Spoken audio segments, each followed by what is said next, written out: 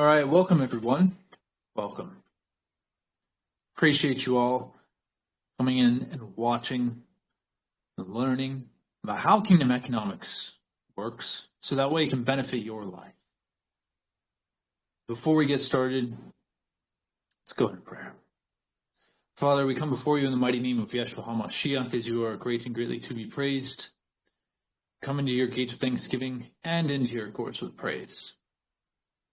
And we ensure that your will is being done throughout our lives, so that way we become one in you and you in us. And that kingdom economics grows in the way that brings abundance to others, so that way we become more of your image. And we make sure that there's no astral trafficker trading going on. And I establish all sentinel angels at every dimensional access point that will prevent any hindrances from coming in for your wisdom to flow through us and what you want done.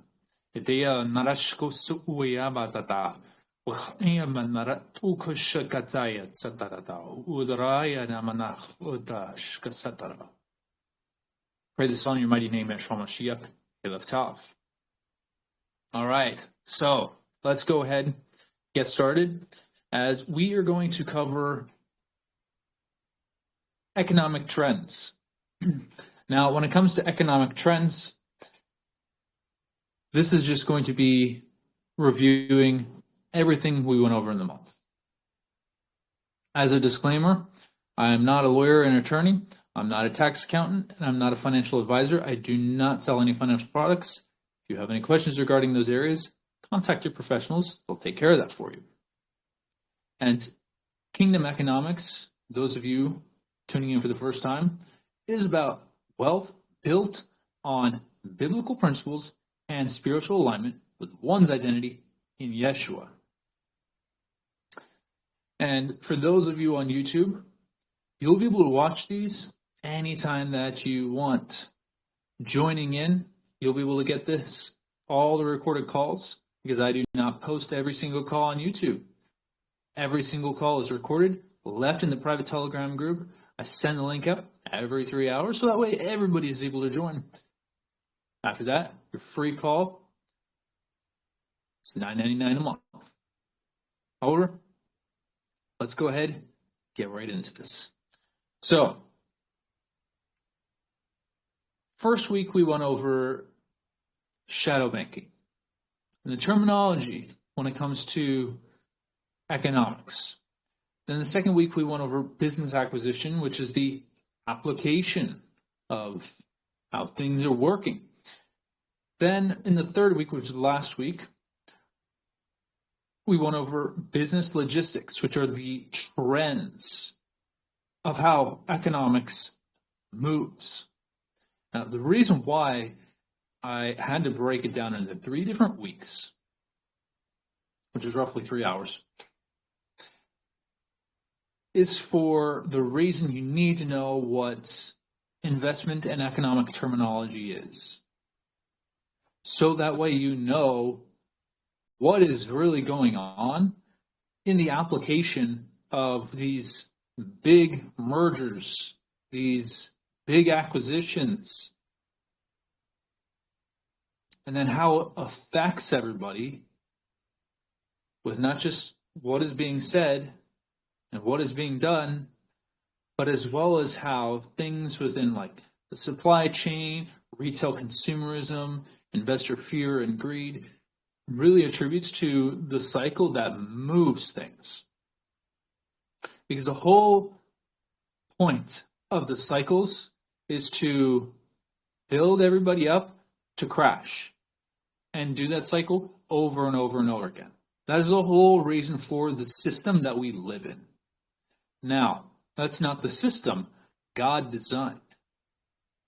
God designed us to have a system that lives in continual abundance. It doesn't mean that there aren't times of hardship, which we'll get into. But it does not mean we're to be living from a place of scarcity and loss.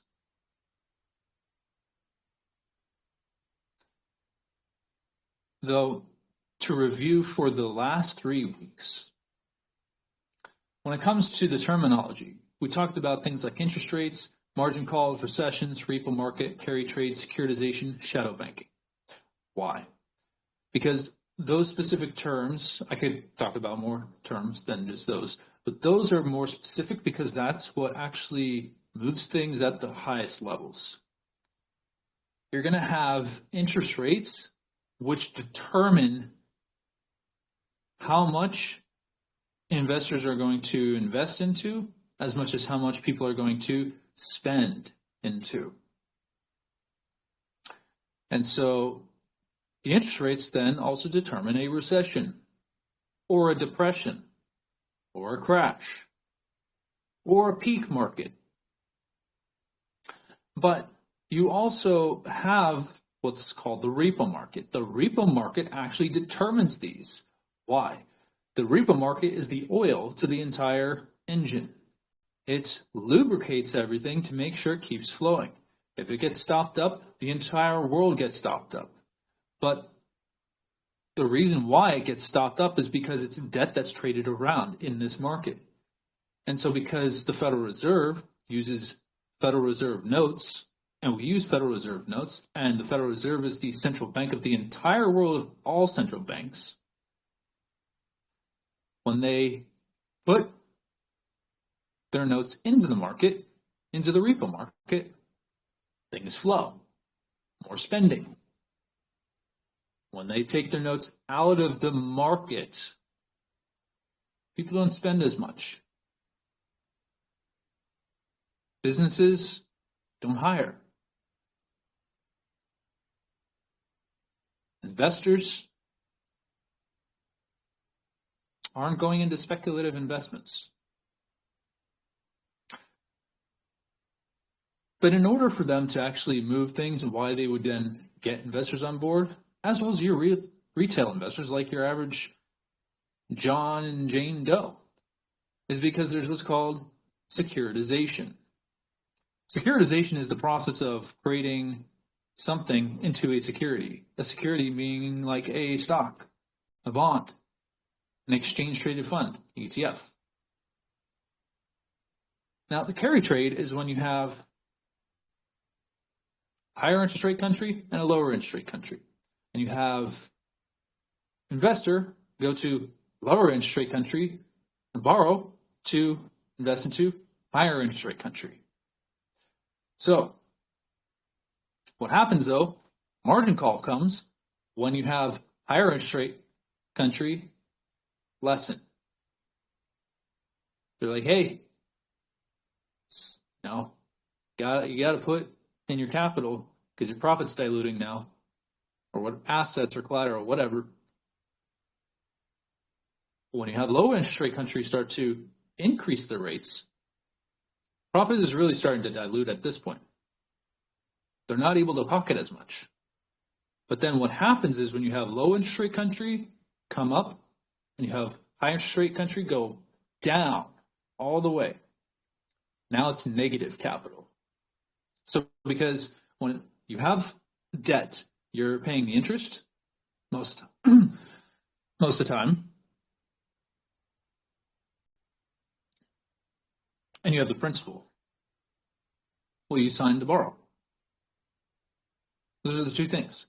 However, when you borrowed at a lower interest rate and now it's higher, and you're investing into a high interest rate country that's now at 0% interest rate, you're now paying to hold that country's currency.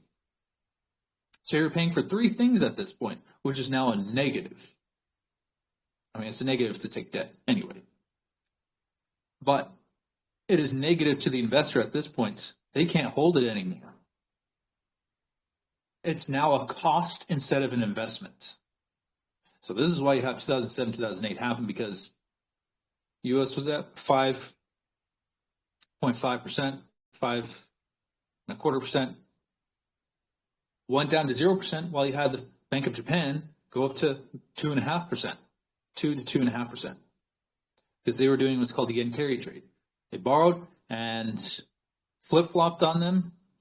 And because you also had process of securitization, because they would go in, they would invest into mortgage-backed securities and use mortgage-backed securities as collateral in order to reinvest into other things. The whole thing went down on institutional investors and people who had it in their accounts and so forth. Because you had people who have in their 401ks mutual funds, which are a pool of retail investors getting one commercial paper. One commercial paper is worth $100,000. So you have to have a pool of people to get a mutual fund. For everybody to buy into that one asset, that commercial paper is a debt, saying, I owe you. Well, when we come into the aspect of business acquisition, you see, when we talked about it in the call, they use debt loading strategy, liquidation preference, and PPLI to remain tax-free and acquire assets. Now, debt loading strategy, this is so that way it's not just tax avoidance, but to prevent as many lawsuits. 9 times out of 10, it'll prevent it, because debt loading strategy is to show, hey, there's too much debt on the assets. And so the attorney will be like, yeah, this is just not worth it. Liquidation preference is so that way when they go to sell the company, they get priority in the sale. Because a lot of times when you have business owners, they go to sell a business, they don't have liquidation preference. They are not priority in the deal. In the contract, it's not that way. That's why the big guys, when they do the mergers and acquisitions, they're able to cut people out and get away with it. Because the people were unaware that they could do those things in the contracts. And so the owner that raised the capital, wanted to exit their company,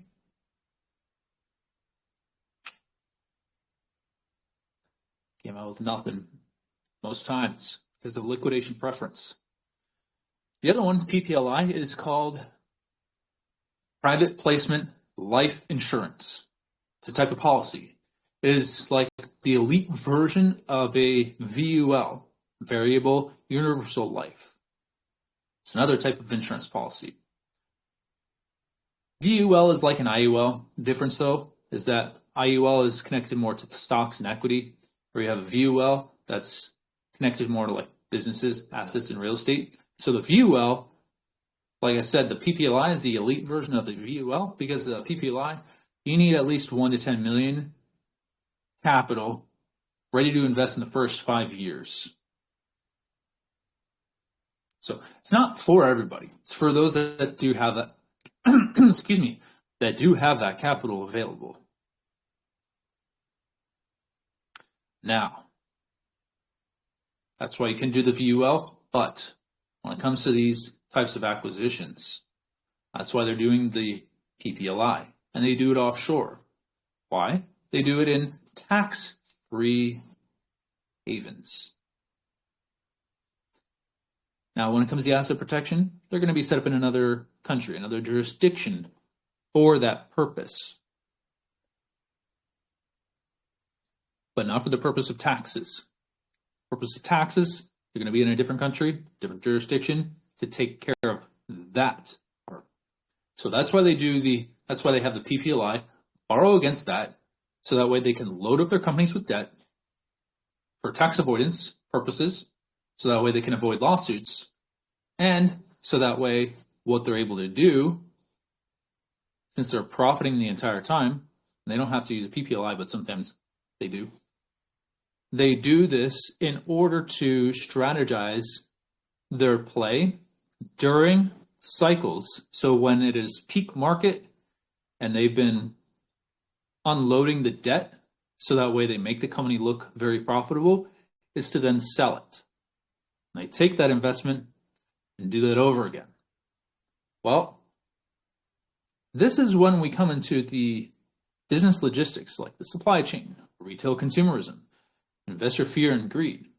Well, when you have the supply chain, this is where you're going to have either supplier monopoly, buyer monopsony, many buyers or many suppliers. And it can match in a few different ways.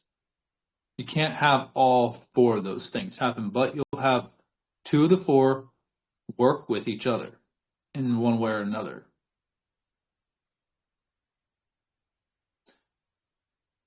Now, when it comes to retail consumerism, excuse me, my nose. I'm trying to sneeze here. There's not one to sneeze.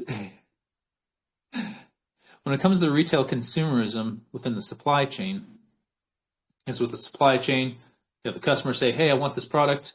Business says, hey, supplier, we need this. They keep the leftover to the profit. But when it comes to the actual retail consumerism, that is where you're going to have the interest rate come into play, which then determines the cost of goods sold, which then determines acquisition expansion or contraction.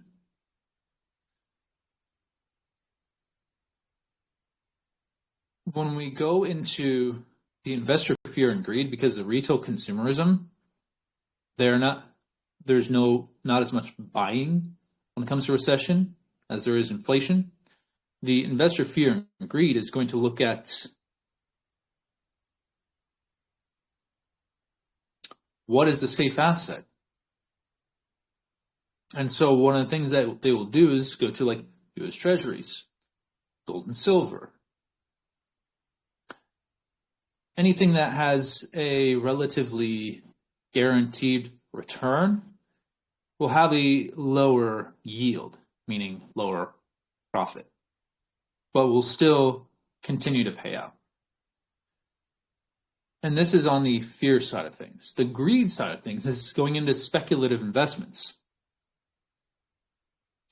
Going into the speculative investments is like a new IPO, or it's Bitcoin on a rally.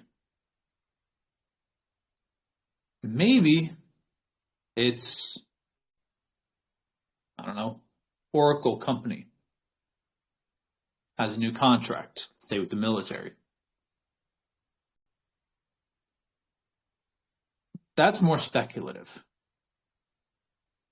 Most people will invest in speculation during good times. Bad times, hard times, not as much.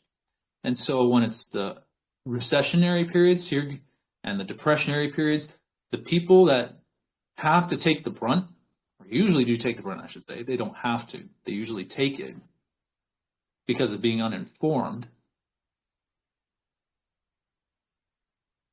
are the retail investors. The retail investors, the average John and Jane Doe, they are affected by the cost of goods because not only does their investment decrease in value when a recession or depression happens, but they have to pay more for everyday essentials, food, water, electricity, all those basic needs. They have to pay more for that. The institutional investors, they don't need to do that. A lot of times the institutional investors, they're going to be focused on getting the assets during those hard times because the assets are a lot less in its acquisition. And so they usually, for example, will get a loan at near zero.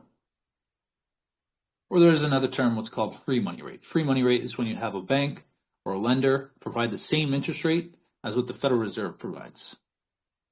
Because that is those two, the free money rate, sure, that's what a lot of institutional investors will go to in the U.S., but the more powerful players will go for the 0 or near zero interest rate borrowing. And they do this when there's those hard times in the U.S. When it's a good times, prosperous times, inflated times, they'll borrow from a lower interest rate country. But let's go ahead and break this down as a demonstration between how the terminology, the application, the way that the trends move the entire world economic system. So let's say the interest rate is at where it's at right now. I'm going to give the exact current circumstance that we're in right now and where that heads to on the basis of historical performance and what it looks like for where we're heading. I'm not saying what is going to happen, but as into what looks like will based on historical performance. So I got to lay that out there. Now, right now, interest rate, I believe, is about 4.3%, if not 4.25%. On a low side is 4.1%. There's going to be another rate cut. Well, Bank of Japan, which is where a lot of people usually borrow from, the institutional investors borrow from, they borrow there because it's what's known as the yen carry trade. It is a lower interest rate country. You can go to places like Switzerland or Fiji as another place to get a lower interest rate to borrow from and then invest into a higher interest rate country. But for whatever reason, most institutional investors will go to Japan. Now, Bank of Japan may increase interest rates come December.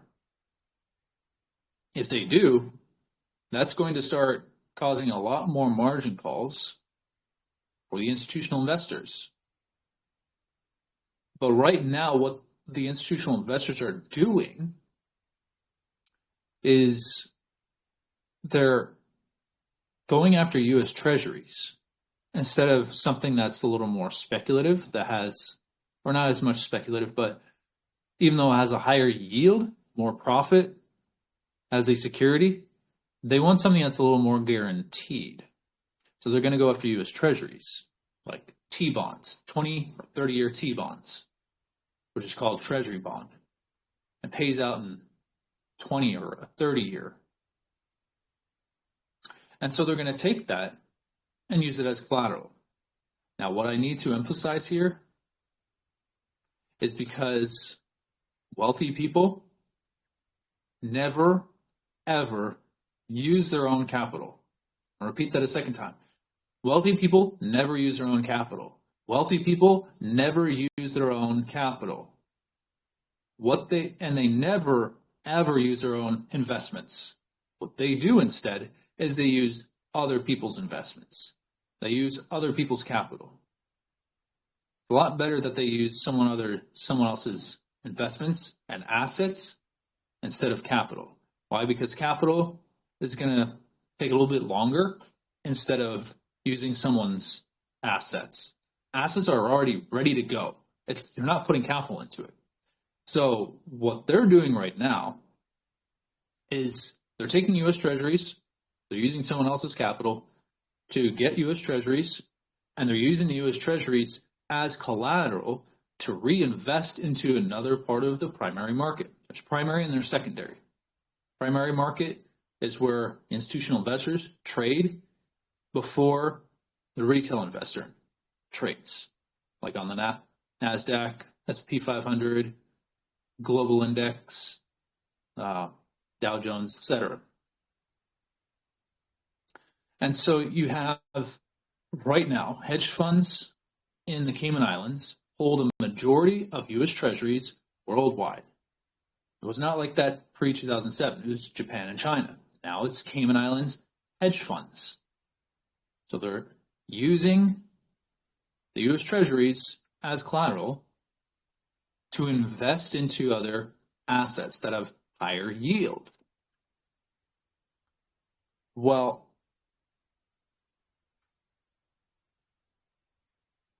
because the last 5 years, you had the repo market crash in 2019. The Federal Reserve, along with the Bank of Japan, lowered rates to zero. And they had to aggressively hike them up between 2022 to 2023. Well, because that happened, people on the retail side felt the effects of this quickening of cost increase because they had to go from, I think it was like 2 to 3% to zero. Then they hiked it up to like 5.5%, or no, it was like 5.3%. And now people are calling on them to cut rates, cut rates, cut rates. The institutional investors and economists talking about that, but they don't want to.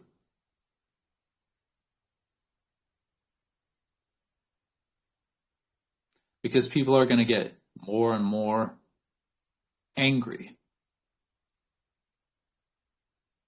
on the basis that their cost of living is going up, their wages are not increasing, their livelihoods are being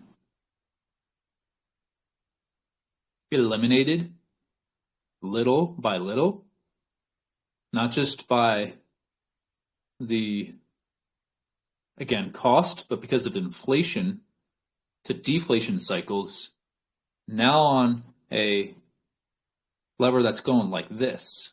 So let's say I have a lever, it's going. Well, instead, the lever is supposed to go, and then you pull it back up. About every 10, 15 years is what was going on, maybe 20. Well, because of recent things, it's moved too much. Because it's moved too much, the lever is breaking. So because the lever is breaking, things are going to run out and speed up and inflate and deflate. There's going to be this massive price spike to massive drop. And it's going to keep, and it literally is going to go in a very rapid pace. Based on historical performance, based on where things are headed, that's what it's going to look like. And so you're going to see, oh, hey, our costs are good now. And then 3 months later, what the heck? Why is my bill now like 3 times what it's at? Goes down like, all right, hey, it's not as expensive as I thought. And then next time it goes up 5 times, it's not like, yo, what is going on with my bill? Why is it so expensive? Because the institutional investors are between fear and greed now. They're going back and forth now instead of being on one side and slowly moving to the other. Now they're starting to move positions a little bit too frequently. And because of that, that now affects people with their investments. And not just their investments, but it affects their pocketbook, the cost of their livelihoods, their rent, their mortgage, their food, gas, water, other things that they buy, whatever. Just thinking of whatever I can off the top of my head. And so because of this is why you have those economic cycles. Because when you have interest rates go up, well, then people are going to spend more. Interest rates go down, people are not going to spend as much. And this is what then creates that recession or depression, which then makes it a little more difficult moving forward for investors to acquire more assets. Because now they're like, okay, I don't know how long when I borrow this, I'm going to be able to have this same rate. This rate might be lower in the next 2 years. But if I get this at a lower rate in the next 2 years, it might change to a higher rate after that in the next year. And then it might lower again in the next 6 months. Not saying that is happening right now, but that is the path that we are on. And so that is what I'm gathering on the basis of how people are feeling and going through as the cycles happen.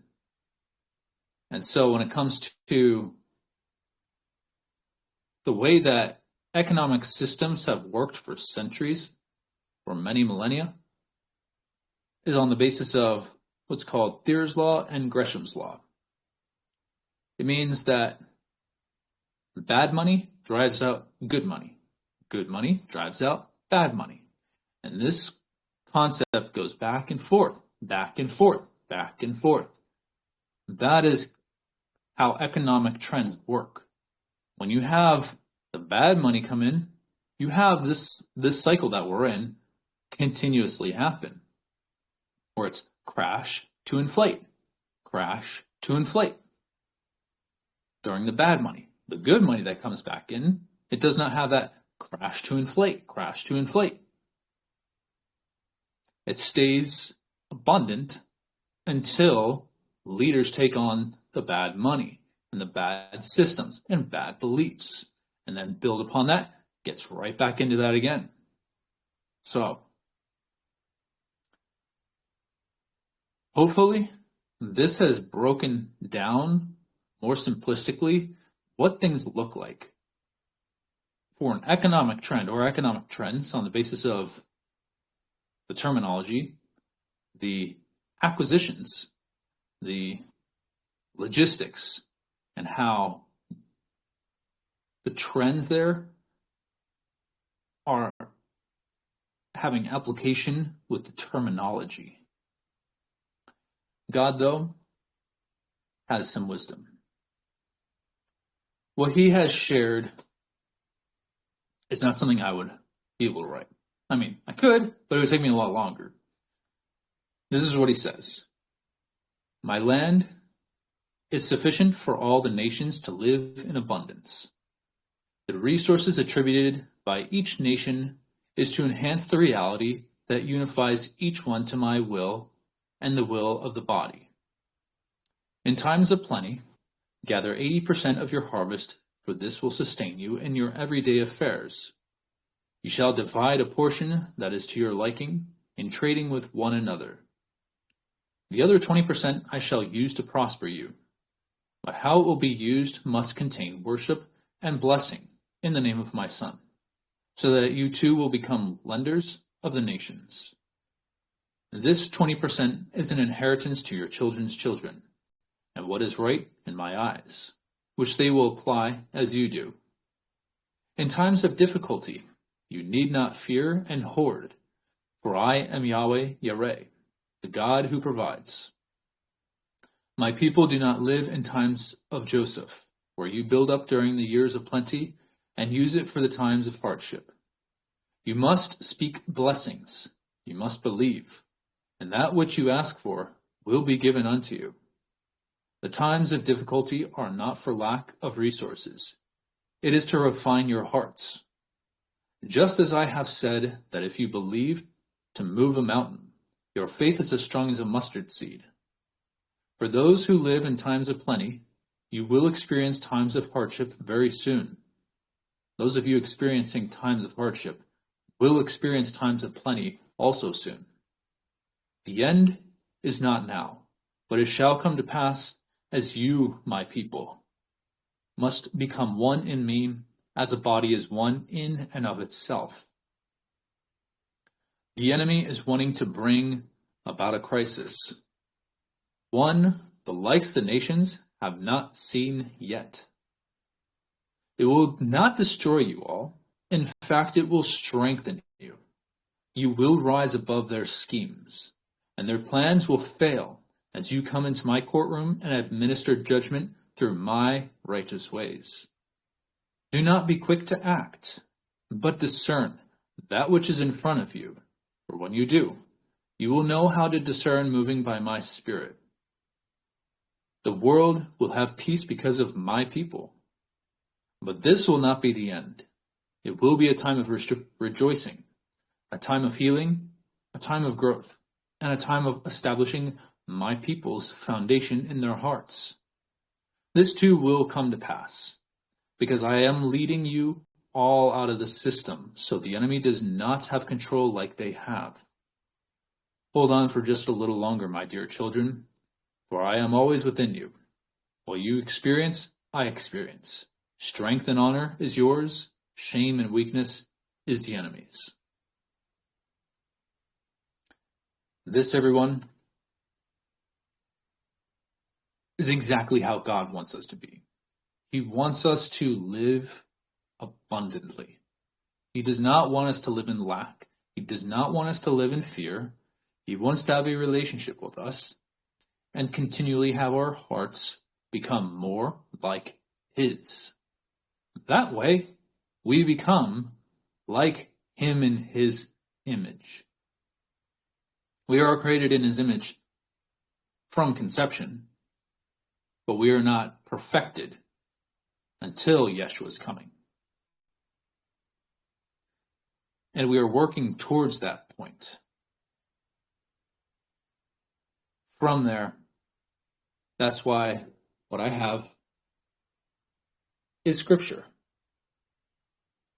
To end out this last month, but before I do, I'm going to go ahead and cover what we're going to go over next month.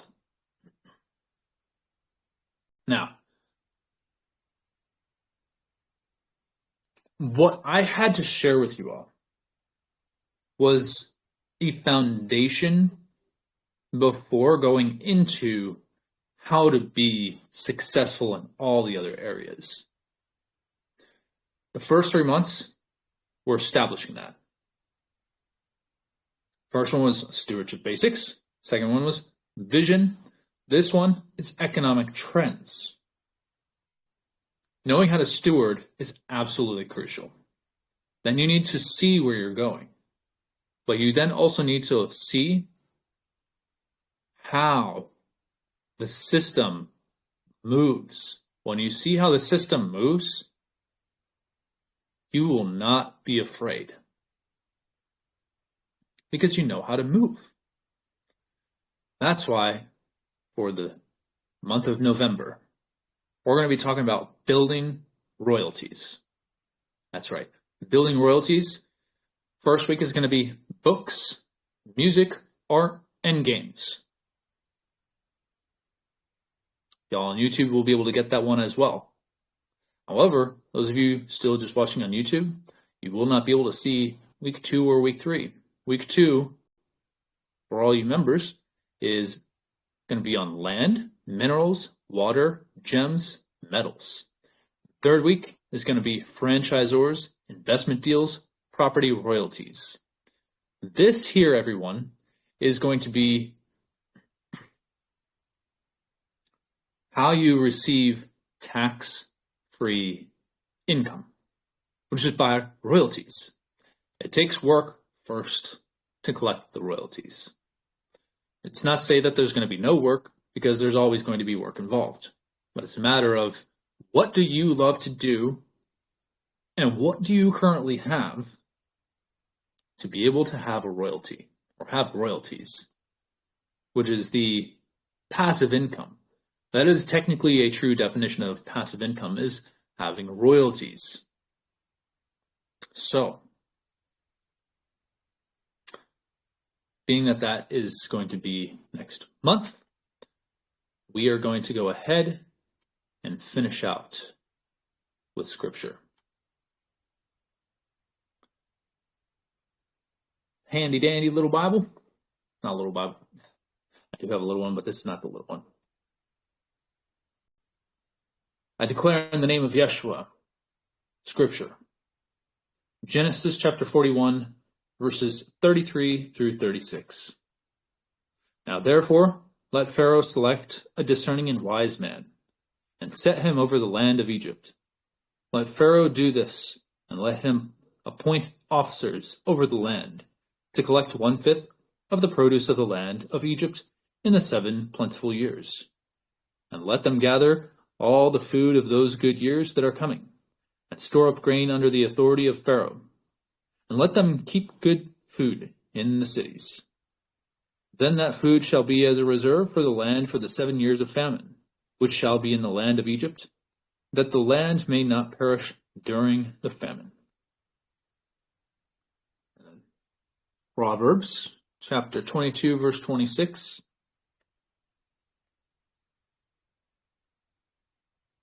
Do not be one of those who shakes hands in a pledge, one of those who is surety for debts. Ecclesiastes chapter 11, verses 2, 4, and 6. Give a serving to 7, and also to 8, for you do not know what evil will be on the earth. He who observes the wind will not sow. He who regards the clouds will not reap. In the morning sow your seed, and in the evening do not withhold your hand. For you do not know which will prosper, either this or that, or whether both alike will be good. And Matthew chapter 25, verse 21. His Lord said to him, Well done, good and faithful servant. You were faithful over a few things. I will make you ruler over many things. Enter into the joy of your Lord. And I seal these scriptures, declare them sealed in the blood of Yeshua, and in every realm, age, timeline, dimension, frequency, vibration, sound, energy, planet, cosmos, constellation, universe, past, present, future to infinity, all infinities of infinities and beyond, all eternities of eternities and beyond, all time wheels that exist, once existed, and could or could not exist, on all sides of creation, everything in between, and all multiverses, from the beginning across eternity, in Shemaim, in the heavens, on Haaretz, and under Haaretz. Aleph Tav. All right, everyone. I will catch you all out next week. Stay tuned.